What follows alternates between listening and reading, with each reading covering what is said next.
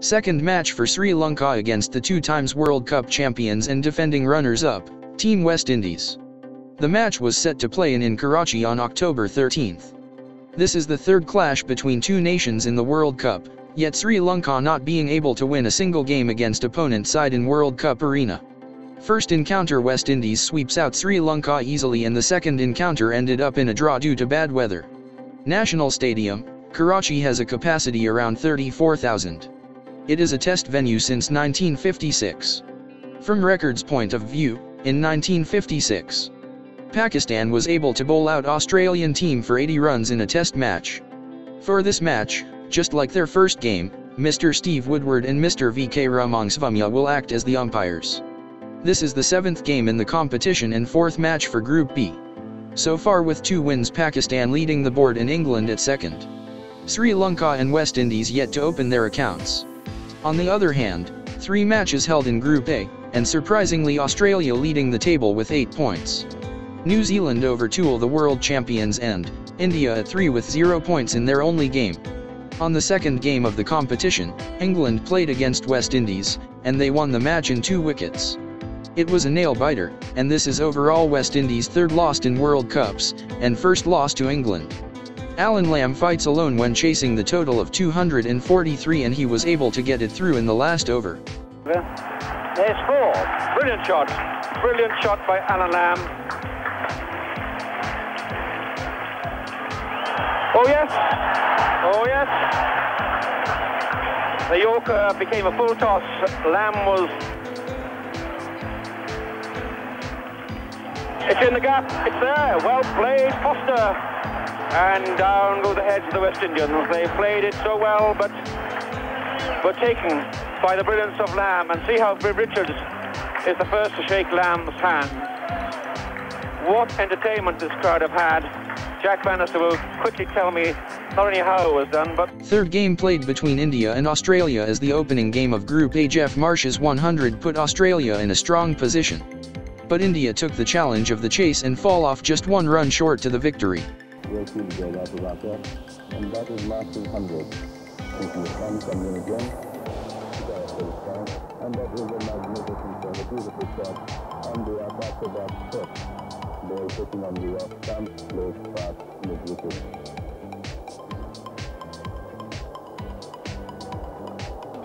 Goes to stop on his toes. It's late and hard. And there's no way anybody's going to stop that one. It's a putter really easily, slipping out of their hands. Then he comes in and this. And he's been given out yet. Then he's loved it, so the 2 balls to go. If he make it in singles, no he doesn't, he goes for the wild swing and he bowls. And Australia won this match. On the 4th game, Zimbabwe wicket-keeper Dave Houghton scored mammoth 142 in the run chase against New Zealand. He thrashes the New Zealand bowling department, who came to the World Cup without Richard Hadley.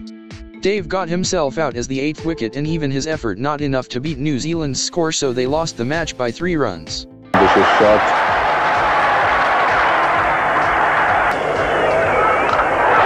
And that's gone a long way. It's a very long way.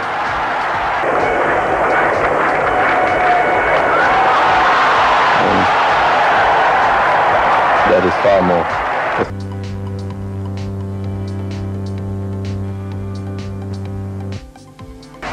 A beautiful innings. But they refuse to bowl it. And it's gone a very long way up in the air. And it's beautifully caught by Martin Crowe. That's one of the finest catches I've seen. 5th match is a clash of giants in Group B. England was not being able to stand in front of Pakistan's spin challenge, and they lost the match by 18 runs. Graham Gooch made a little bit across that. Slightly short of a length. Quicker ball. And again keeping just a fraction low. 68 for 1 England. Let's toss this now to Chris Broad. Oh, there's a second breakthrough for Pakistan. Chris Broad there, bowled by Tosit. Probably pitching just outside leg stump and hitting the leg stump.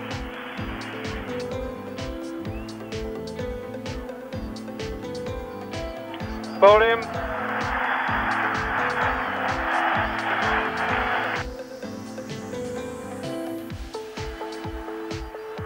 He's out. Alan Lamb's out. LBW first ball. And this was the problem. The game now swings violently towards Pakistan.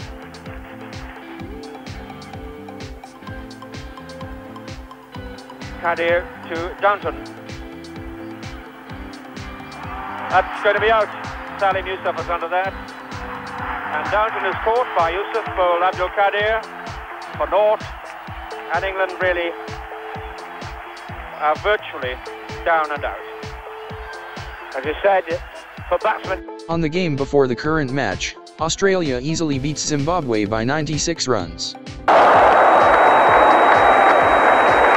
Round about the million off. And that is...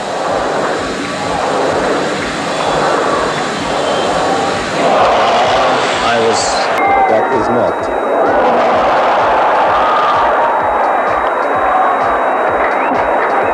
West Indies came unchanged after their nail-biter against England. They armoured with topmost run scorers in one-day arena till date.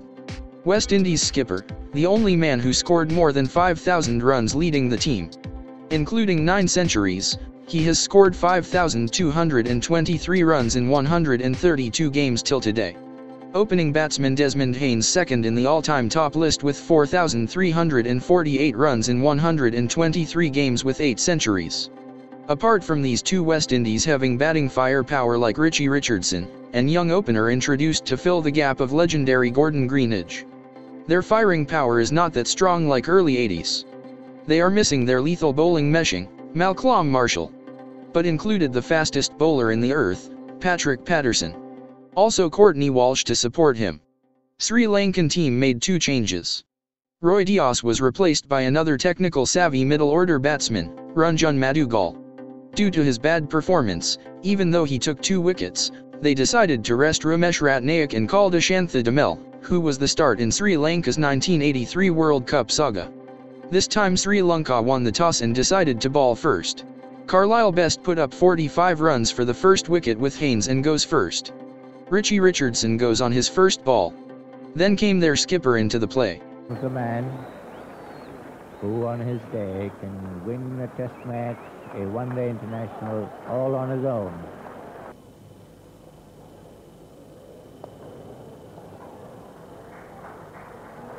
Lovely shot, passed backward of point, 4 runs.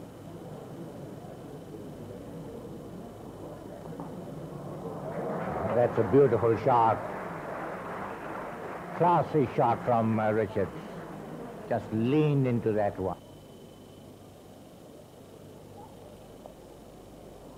That's cut down, will go to the boundary, 4 runs.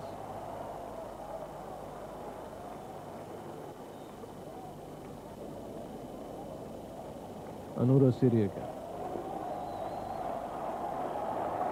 Played out to square leg, the batsmen take 1.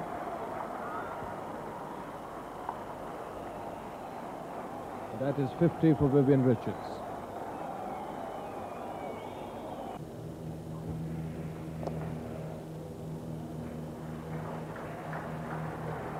Lovely shot, through past, extra cover, 4 runs.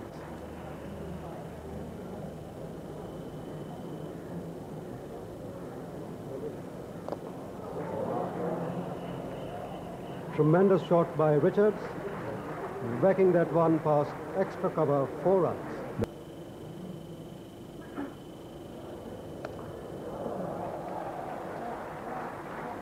Smacks that one past mid-wicket, 4 runs.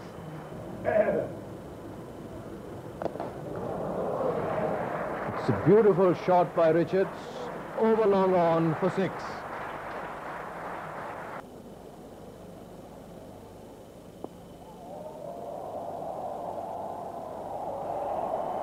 Lovely shot by Viv Richards, 4 runs.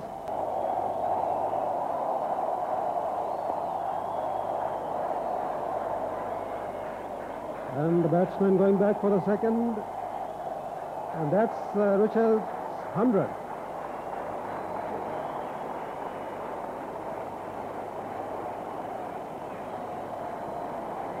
Superb knock by Viv Richards.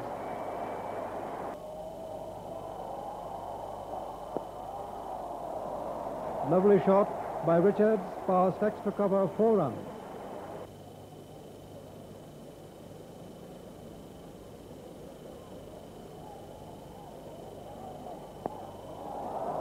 And where has that gone? Gone miles in the sky, 6 over long off.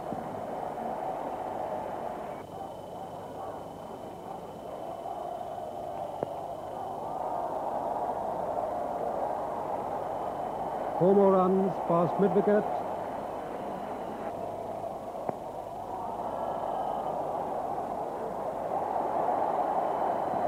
Another 6.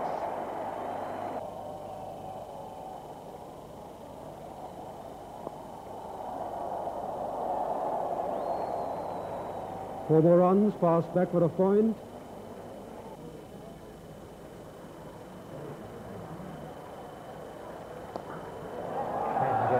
That is a very good example of what I was talking about, which is on 141. And then almost like a replay. Well, we thought that they will score about 300, 310. I think they'll go a little more than that.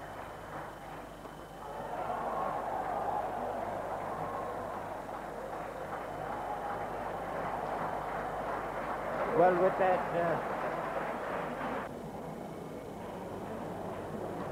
we'll do the Singay to Richard. And there it goes again.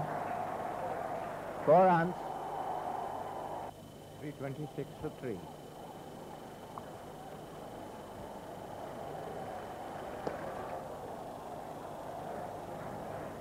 Four more.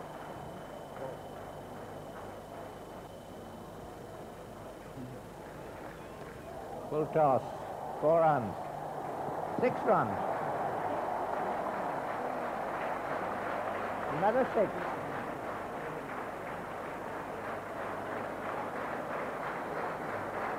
And the total is also the highest in the World Cup. So this has been a record-breaking morning here at the National Stadium in Karachi.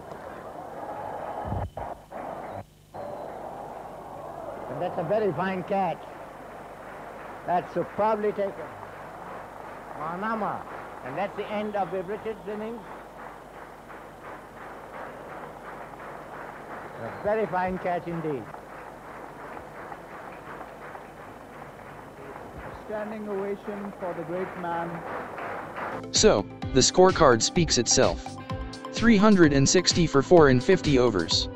It was the highest ever one-day total, easily passing Pakistan's 338 for 5 against Sri Lanka in 1983. Also, this Richard erased Kapil Dev's 175 as the highest score as a batsman in any World Cup, and ranked among overall second best one-day international ever, seconding to his own 189 against England in 1984. Richard faces 125 balls and hammered 16 fours and 7 massive 6s. He reached his 100 off 97 balls and then went berserk. He hit Ravi Ratnayak for 43 runs in 2 overs. These runs included 5 6s and 3 4s.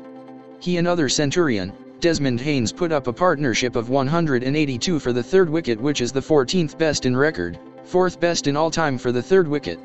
In World Cups, this is the 3rd best partnership and 2nd best innings for 3rd wicket. They were 13 short to overtake their previous best of unbeaten 195 against Zimbabwe, in 1983 by Gomez and Greenidge. Apart, Don Anuraziri and John Rest faces a bitter experience with Richards. Asnatha goes with 97 in his 10 overs, 2nd worst figure after 105 for 2 in his 12 overs by Matten Sneddon. In 50 overs per side games, previous record lies with Derek Pringle for 83 runs in his 10 overs. By all means, this is an impossible ask for Sri Lankans. Mahanama hits 3 consecutive boundaries in Patterson's first over and falls in front of Walsh. Patterson took the wicket of Brandon then. Hold him. Remaining 2 wickets were taken by their medium-fast all-rounder Hooper. Oh, he bowls him, and a little bit of an off-spinner. Got on the... Arjuna is the only man stood bravely in front of this bowling challenge. They will get 2. So these 2 have put on 35. It's a big hit, and it could be the first 6 of the match possibly. Morning session was full of runs, but team who batted second, Team Sri Lanka faces very difficult to get runs among West Indies bowling attack. They were like defending their fortress then going aggressive, ended up scoring only 169 runs in their 50 overs, only losing 4 wickets. Apart for the 2 openers, rest went on full defence. Asanka, promoted as number 3, soared 36 off 108 with only 6 in the innings. Apart for that shot he scored just 1 boundary.